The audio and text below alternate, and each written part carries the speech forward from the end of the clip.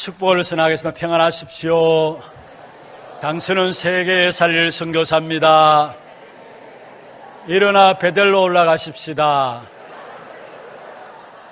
하나님은 저와 여러분을 중단되지 않는 언약의 백성으로 우리를 세우셨습니다.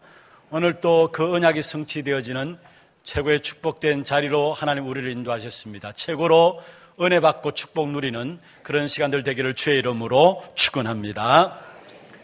하나님은 분명히 우리가 이 세상 속에 살면서 하나님의 최고의 계획과 신분을 깨닫고 하나님이 우리에게 주시는 그 응답과 축복 속에서 세상을 누리고 다스리며 또 세상을 살리고 다스리며 살아가기를 원하십니다.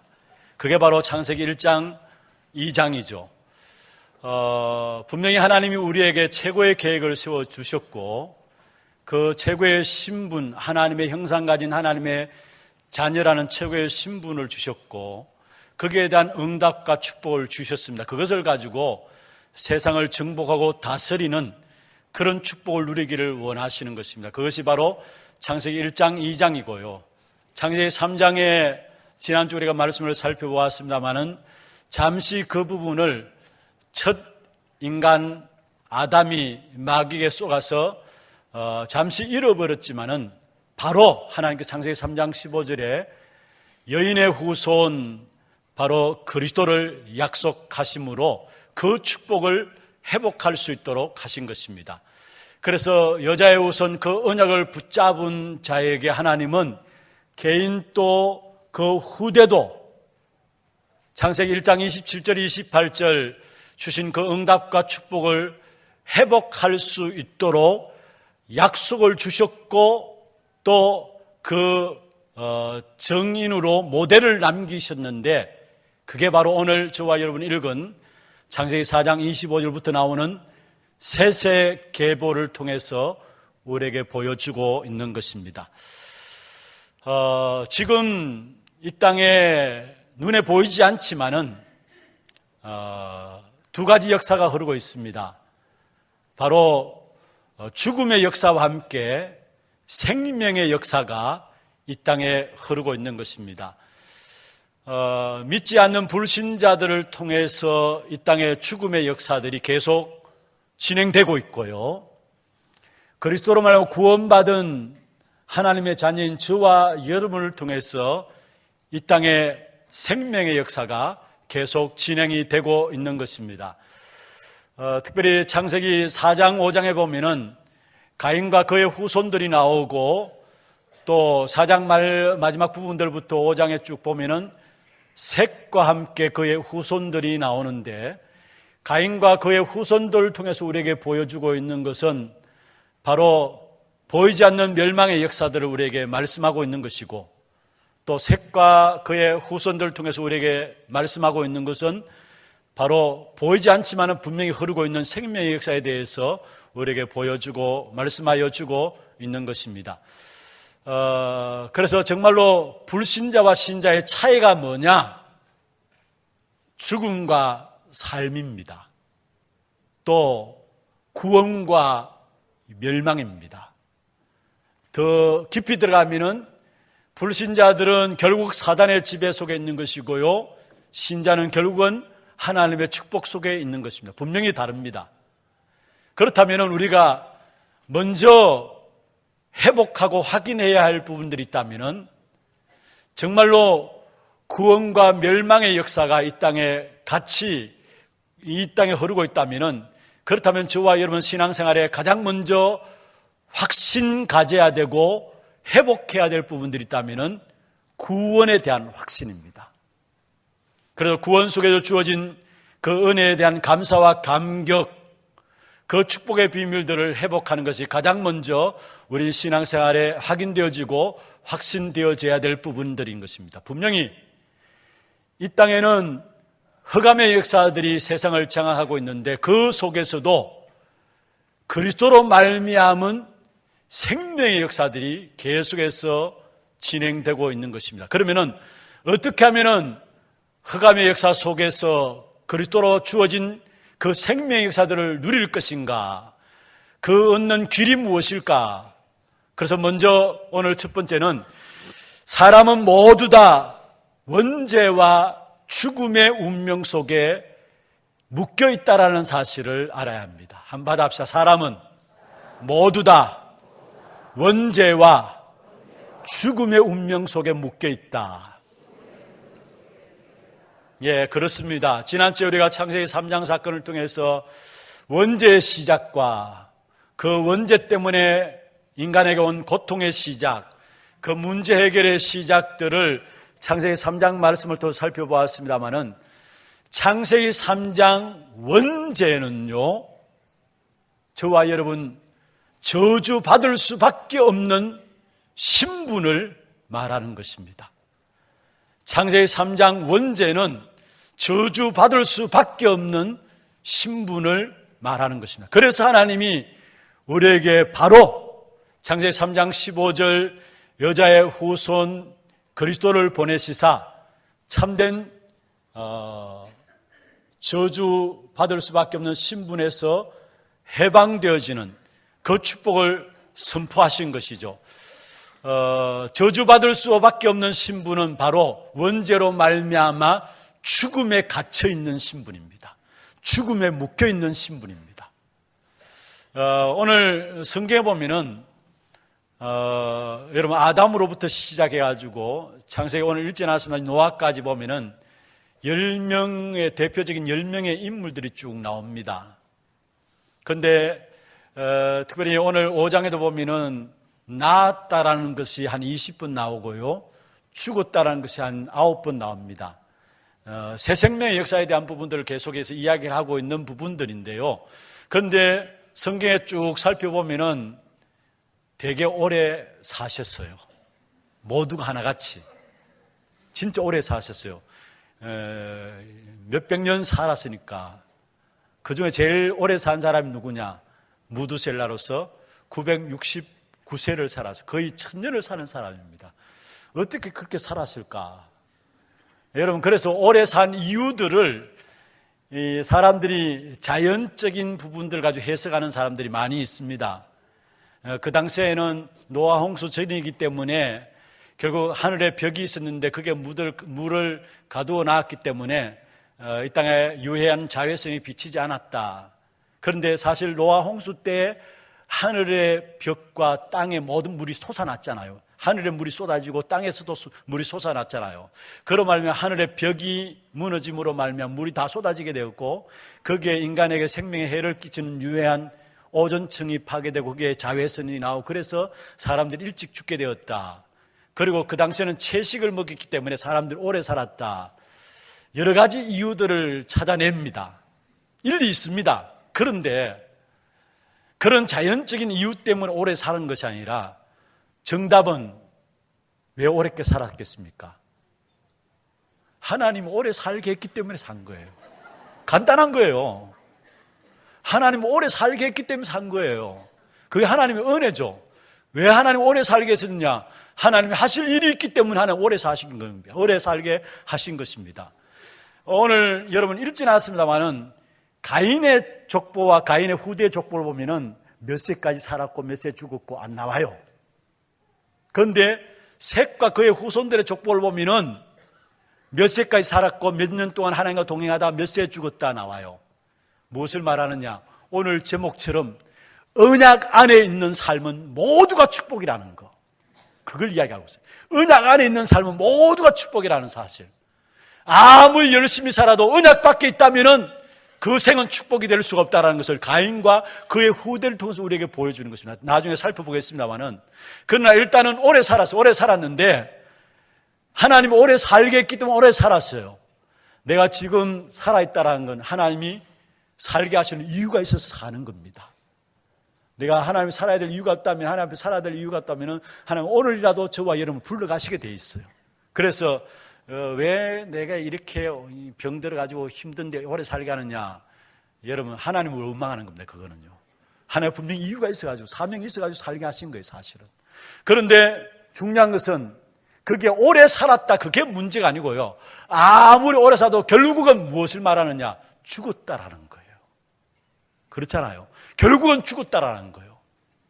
결국은 뭡니까? 창세기 3장의 원죄, 사실은 우리 모두가 빠져나올 수 없는 저주인데 그게 바로 죽음에 갇혀 있는 저주예요. 그 죽음의 문제는 어느 누구도 해결할 수 없는 죽음에 갇힌 저주가 바로 창세기 3장의 원죄로 말미암아 일어난 일이에요. 그래서 성경에 보면은 히브리서 9장 27절에 한 번 죽는 것은 사람에게 정해진 것이다. 그 이외에는 뭐가 있다고요? 심판이 있다. 모두가 누구나 한 번은 죽게 돼 있다는 거. 그런데 그 죽음이 왜 왔느냐? 창세기 2장 17절에 보면 뭐라 했습니까? 결국은 선악을 알게 하는 나무의 실과를 따먹지 말라. 먹는 날에는 정령 죽으리라. 결국은 그 말씀대로 히브리서 9장 27절에 그 선악을 알게 하는 나무의 실과를 따먹음으로 말미암아 모든 사람은 반드시 죽게 돼 있어요. 로마서 5장 12절에 보면은 한 사람으로 말미암아 죄가 세상에 들어오고 그 죄로 말미암아 사망이 왔다 했어요. 한 사람 누구를 말합니까? 아담을 말합니다. 그 아담으로 말미암아 죄가 세상에 들어오고 그 죄로 말미암아 사망이 왔는데, 그러면서 바로 이어서 아담이 죄를 짐으로 죄가 세상에 들어오고 사망이 왔는데 바로 이어서 모든 사람이 죄를 범하였으므로 사망이 모든 사람에게 임하였다 했어요. 무슨 말입니까? 아담의 죄가, 아담 한 사람의 죄가 아니라 원죄라는 사실을 말하고 있어요. 그래서 모든 사람은 죽음을 피할 길이 없어요. 그래서 태어날 때부터 결국은 죽음을 향해서 달려가는 삶이 바로 하나님을 떠난 원죄 가운데 빠진 인생에게 주어진 운명입니다. 내가 내 마음대로 살아가는 거죠? 아니에요. 결국 요한복음 8장 44절에 있는 말씀처럼 우리가 우리 마음대로, 내 힘대로, 내 마음대로 살아가는 것 같지만은 나를 이끌고 하는 존재가 있어요. 그게 바로 마귀예요. 너희는 너희 아비 악한 마귀라 했어요. 너희 아비 마귀라고 했어요. 그러니까 악한 사단이 우리 인생을 붙잡고 있으니까 고난과 고통들이 계속, 어려움들이 계속 되어지죠. 그래서 거기에서 몸부림치는데, 그래서 결국은 우상숭배하고, 그래서 만들어낸 것이 하늘에 있는 악의 영들로 말미암아 종교를 만들어냈어요. 악한 사단이 종교를 만들어내가지고 하나님 만나지 못하도록, 멸망받도록. 그래서 우상숭배와 종교 생활은 하나님 만나지 못하는 인생이 하나님 만나기 위한 몸부림입니다. 그런데 그 몸부림 속에서 결국은 정신적인 문제가 계속 오게 되죠. 여러분, 노이로제, 또 많은 사람 노이로제에 빠지고 있고요. 제일 많이 팔리는 약 중에 하나가 뭔 줄 아시면 신경안정제예요. 무슨 말입니까? 평안이 없다는 말이죠. 밤에 잠을 못 자는다는 말이죠. 신경 안정시키기 위해서 약을 먹는 게 우리나라 제일 약이 많이 팔린다고 해요. 신경 안정제, 정신적인 문제죠. 거기에 이상한 습관에 빠져가지고요, 음란과 도박과 마약과 타락, 고질적인 어떤 습관에 사로잡혀가지고 빠져나오지 못해. 전부 다 정신적인 문제예요. 그러면서 우리의 가정에도 사회에도 계속적인 문제들이 일어나죠. 그리고 원치 않는 불치병들이 계속 일어나죠. 그게 바로 육신 문제 아닙니까? 그렇게 살다가 결국은 지옥에 가는 겁니다. 그리고 그 모든 삶을 그대로 자녀들에게 계승해 주는 것입니다. 이게 바로 하나님을 떠남으로 말미암아 빠져나올 수 없는 죽음의 운명 가운데 빠진 인생입니다. 어느 누구도 해결할 수가 없어요. 성경에서만 해결하는 비밀을 말씀에서만 가르쳐주고 있는데 세상의 그 어느 곳에서도 해결할 수 없는 것이에요. 그래서 하나님이 이 창세기 3장의 원죄로 말미암아 인생이 죽음의 저주에 갇혀 있는데 그 사실을 해결하기 위해서 참 생명과 해방을 주시기 위해서 우리에게 복음을 주신 겁니다. 그 복음이 바로 그리스도를 말합니다. 그리스도께서 이 땅에 오셔서 죽음의 권세를 깨뜨리시고 생명으로 우리에게 찾아오신 것입니다. 그리고 제2의 아담, 바로 예수 그리스도를 말하죠. 제1의 아담으로 말미암아 모든 사람이 죽었다면은 성경에 보면은 제2의 아담 예수 그리스도로 말미암아 그 안에 있는 사람은 모든 사람이 삶을 얻는다 했어요. 로마서 5장 17절에 보면은 한 사람의 범죄로 사망이 그 한 사람 통해서 왕노릇하였다. 여기 한 사람 범죄 누굽니까? 아담으로 말미암아 사망이 왕노릇하였다 말씀했습니다. 그 다음 이어서 말씀하기를 한 분 예수 그리스도로 생명 안에서 왕노릇한다 했어요. 예수 그리스도로 말하면 생명 안에서 왕노릇하는 이 축복을 주셨다는 거예요. 로마서 5장 18절에 보면은 한 사람의 범죄로 많은 사람이 정죄에 이른 것 같이 한 의로운 행위로 말미암아, 여기 한 의로운 행위가 뭡니까? 그리스도께서 이 땅에 오셔서 우리의 죽음의 운명의 문제를 해결하기 위해서 십자가에 못 박혀서 돌아가신 것이죠. 그 의로운 행위로 말미암아 많은 사람이 의롭다 하심을 받아 생명에 이르렀다 했어요. 바로 예수 그리스도의 의로운 행위, 십자가에 죽으신 그 사건으로 말미암아 예수 그리스도를 바라보는 모든 사람에게 의롭다함을 입고 그에게 생명에 이르렀다 말씀하고 있습니다. 그렇습니다. 창세기 3장의 원죄, 그로 말미암아 죽음의 저주, 그 어느 것으로도 해결할 수 없는데 죽음의 권세를 깨뜨리신 예수 그리스도, 제2의 아담인 예수 그리스도 이 땅에 생명으로 오셔서 그 죽음의 문제를 끝내신 겁니다. 그래서 요한복음 14장 6절에 내가 곧 길이요 진리요 뭐라고요? 생명이니. 요한복음 11장 25절 26절에 보면은 나는 부활이요 생명이니 나를 믿는 자는 죽어도 살겠고 했어요. 바로 이 예수 그리스도를 요한복음 1장 12절에 영접하는 자, 곧 그 이름을 믿는 자들에게 하나님의 자녀되는 권세를 주었다. 여기에 영접하는 자, 곧 그 이름을 믿는 자, 하나님의 자녀이 되는 권세를 주었다 말은 무슨 말입니까? 다시 말해서 하나님의 생명, 그 생명을 가지게 있다는 말이에요. 요한복음 5장 24절에도 내가 진실로 진실로 너에게 이르노니 내 말을 듣고 또 나 보내신 이를 믿는 자는 영생을 얻었고 심판에 이르지 아니하나니 사망에서 생명으로 옮겼느니라 말씀했습니다. 그리스도 받아들이게 될, 영접하게 될 때 우리의 신분은 사망에서 생명으로 옮겨지는 그 어마어마한 축복 가운데 들어서게 된 것입니다. 여러분, 특별히 이 생명은요, 죄와 사망의 법에서 해방되어지는 겁니다. 로마서 8장 2절에 생명의 성령의 법이 죄와 사망의 법에서 너를 해방하였습니다. 예수 그리스도 말 생명은, 예수 그리스도 말로 주어진 그 생명은 저와 여러분 아무도 빠져나올 수 없는 죄와 사망의 법에 매여 있는데 그래서 해방된 것이에요. 사실 이 사실을 진짜 알면은 그리스도 안에서 자유함과 참된 평안을, 안식을 누릴 수 있는 것입니다.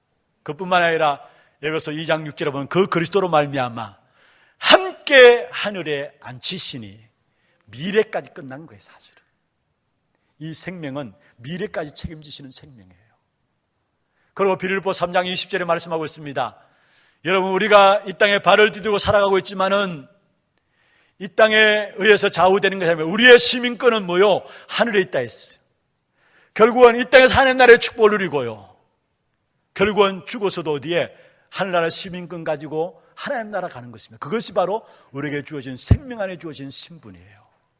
이 축복의 역사들을 누리기를 원하시는 것입니다. 이 사실을 찾아내고 누리는 저와 여러분 되기를 주의 이름으로 축원합니다.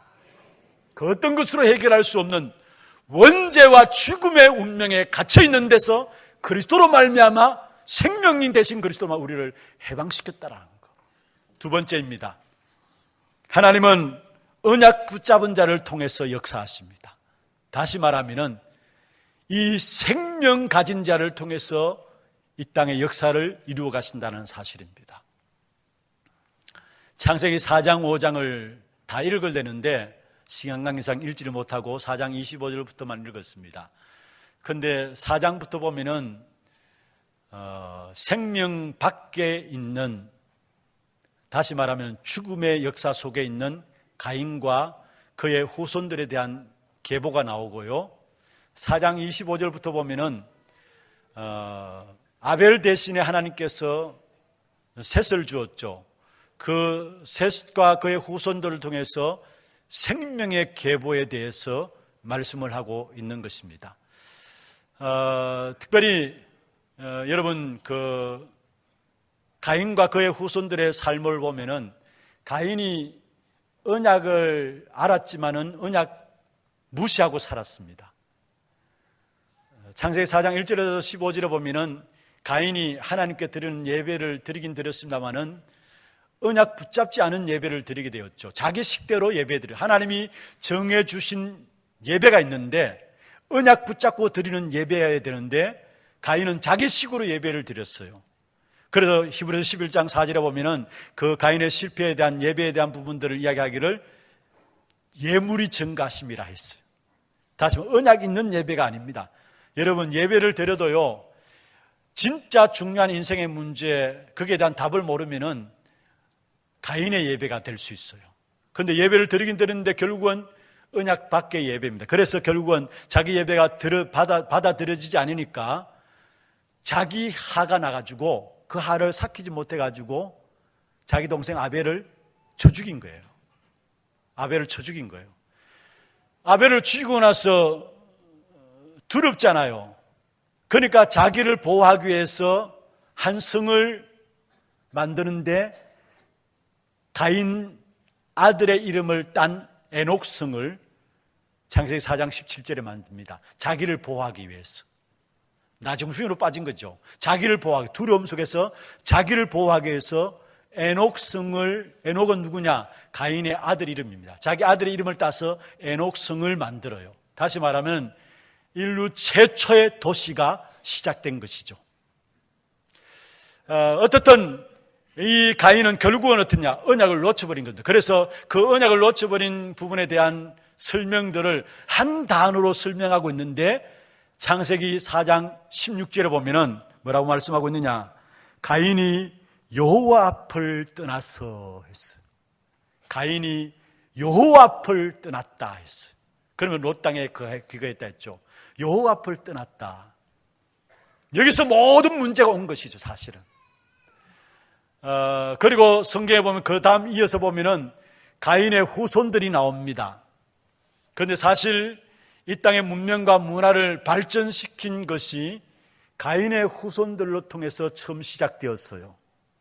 오늘 읽지는 않았습니다만은 가인의 후손들이 나오는데 그 중에 특별히 20절에 보면은 야발이라는 사람이 나옵니다.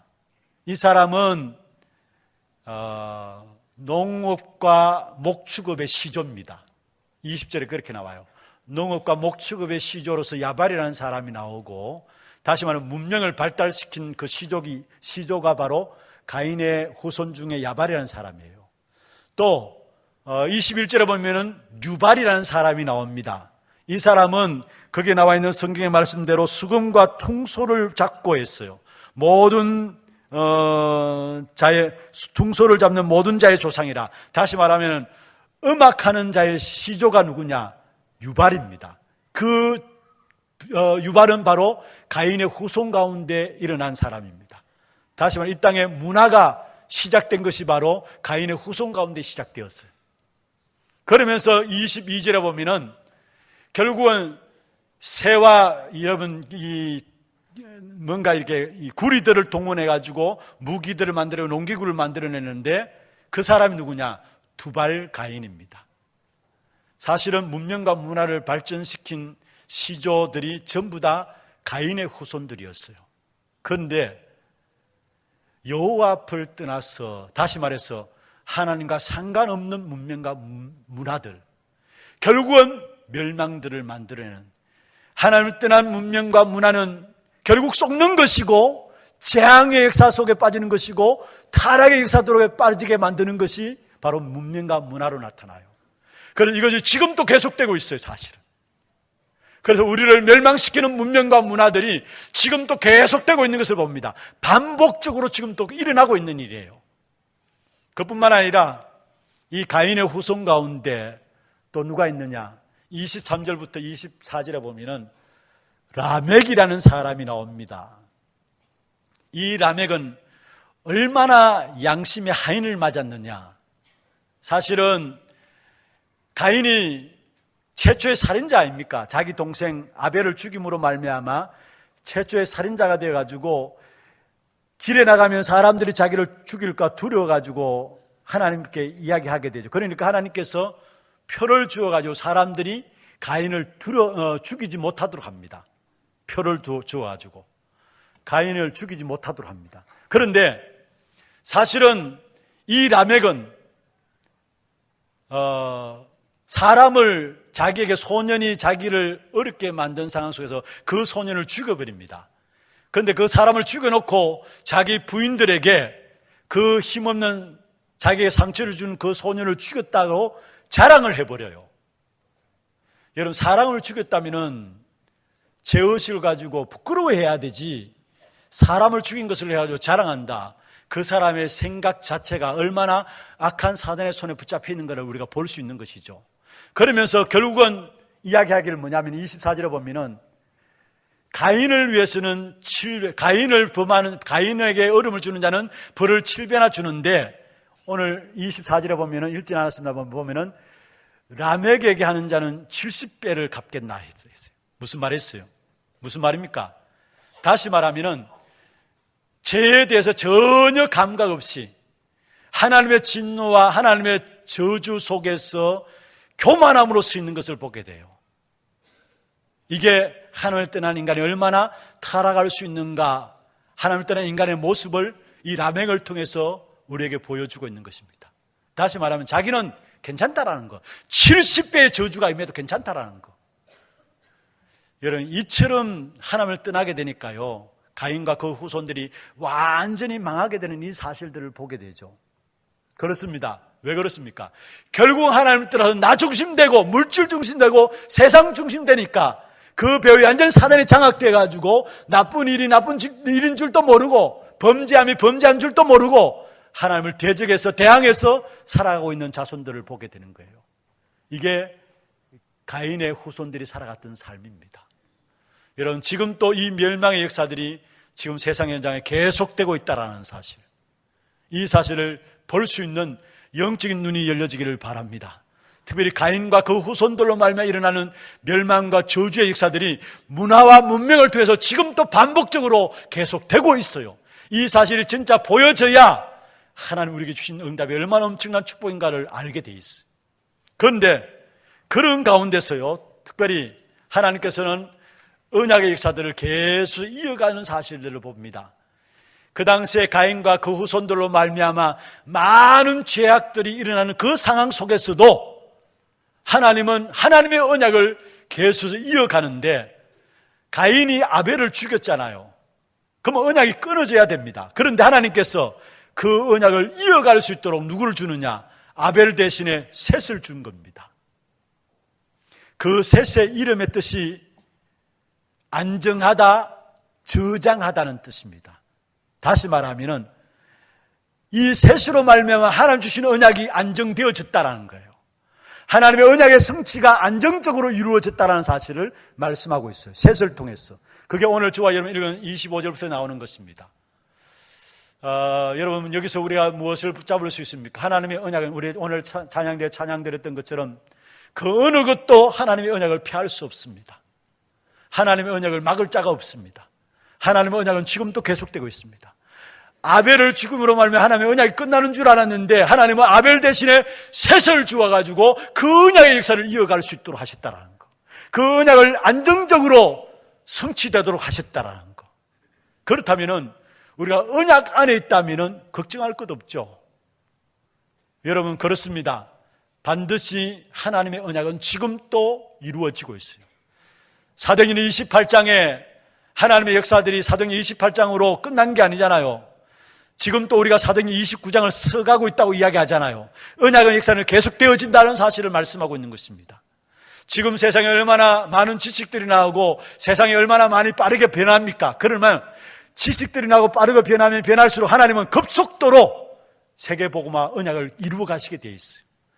빠르게 변하고 지식들이 많아진다고 해서 언약이 멈춰지는 것이 아니라 빠르면 빠른 만큼, 지식들이 많이 나오면 나오는 만큼 하나님은 그 속에 더욱더 급속도로 세계복음의 역사를 이루어 가시게 되어 있어요. 그 속에 저와 여러분 부르셨다는 사실입니다. 그러면서 셋의 아들이 누구냐? 에노스입니다. 26절에 나오죠.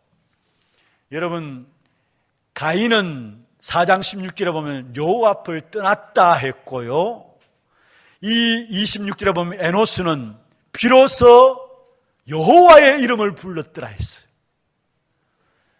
여러분, 에노스 이름은 뜻은 연약한 자, 병든 자라는 뜻입니다. 부패에서 걸려서 넘어질 자라는 뜻입니다. 이름도 여러분 잘 지어야죠. 병든 자다, 연약한 자, 부패에서 걸려 넘어질 자다. 그런데 그 당시에 사실은 그만큼 부모님들 그렇게 이름을 지었다는 것은 세상이 힘들었다는 말. 다시 말해서 그런 저주들이 임했다는 거예요. 창세기 3장 연장인 것을 말하고 있죠.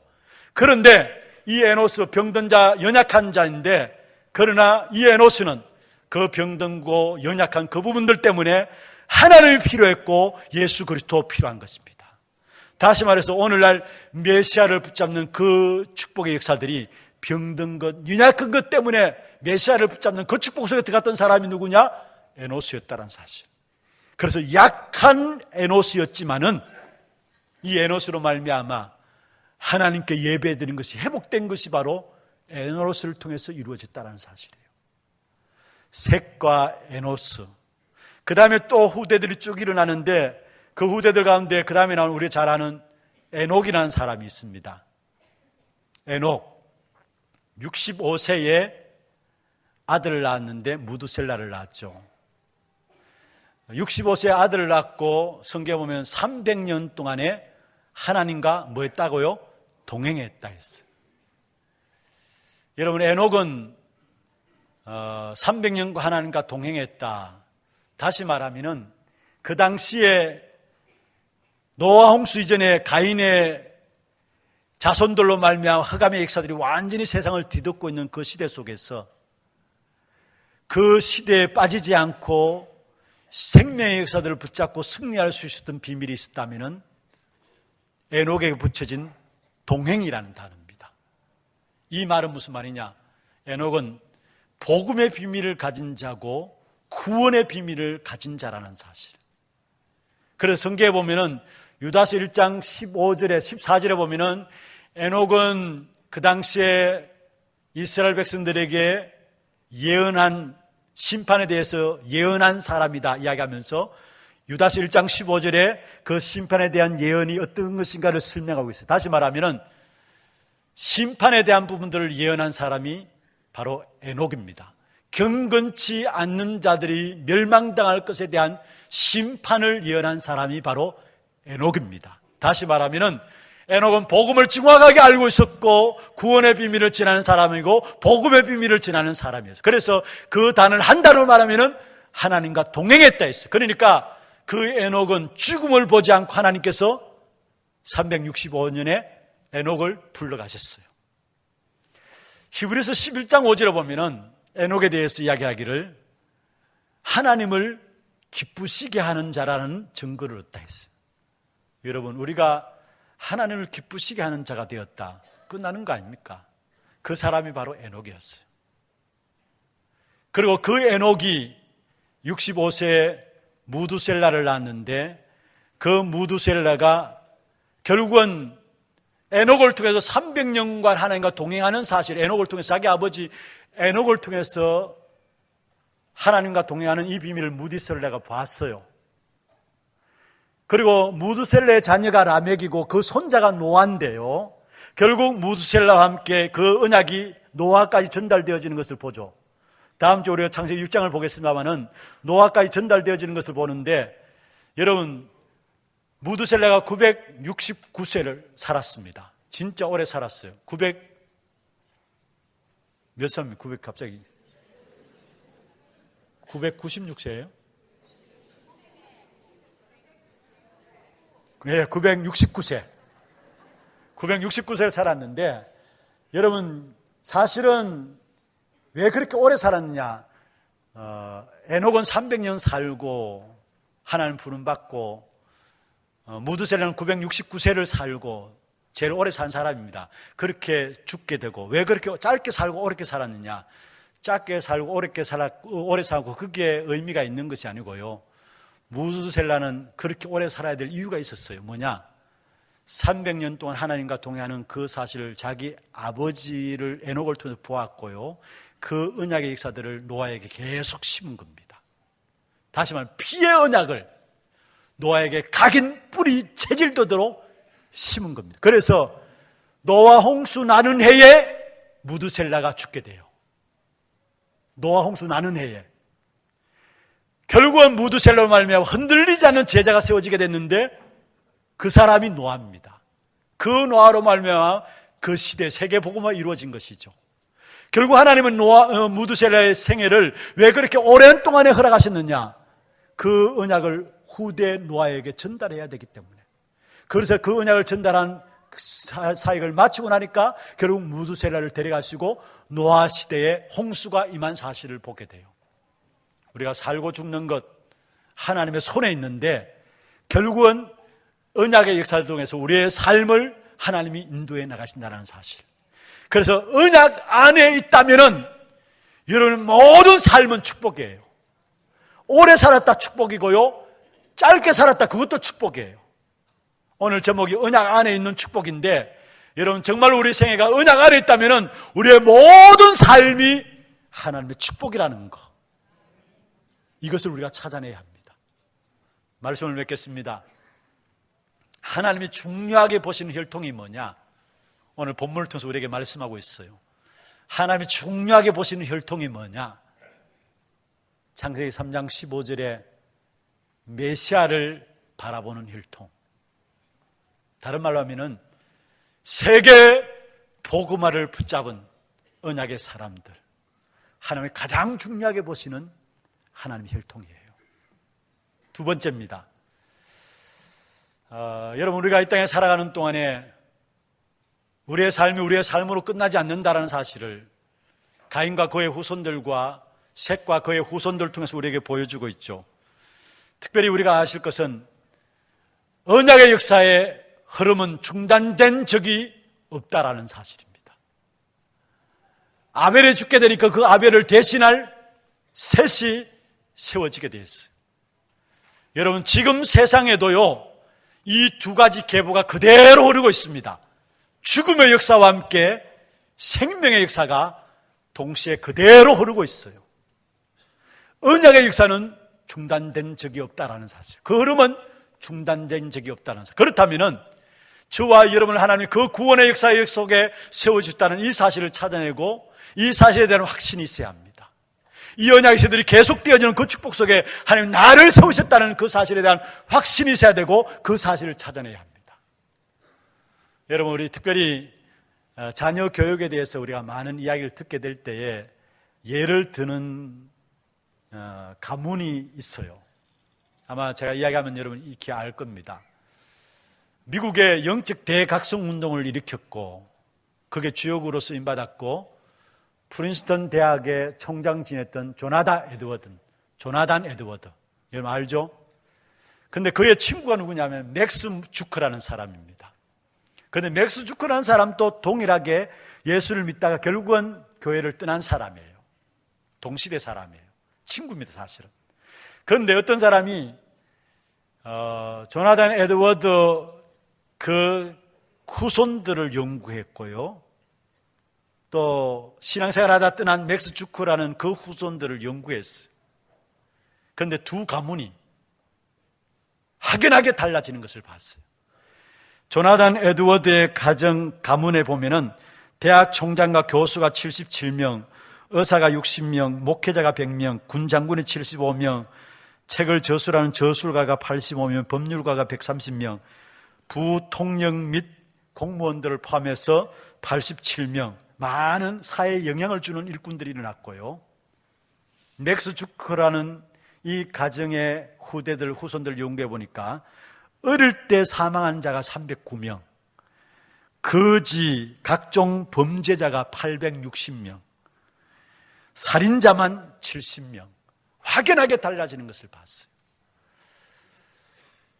여러분, 우리가 붙잡은 언약, 결국은 우리 후대들을 후기한 시대에 하나님의 세계복음하시는 일에 쓰임받는 일꾼들로 만들어가는, 후대를 남기는 그 축복된 역사 속에 저와 여러분 서 있다는 사실.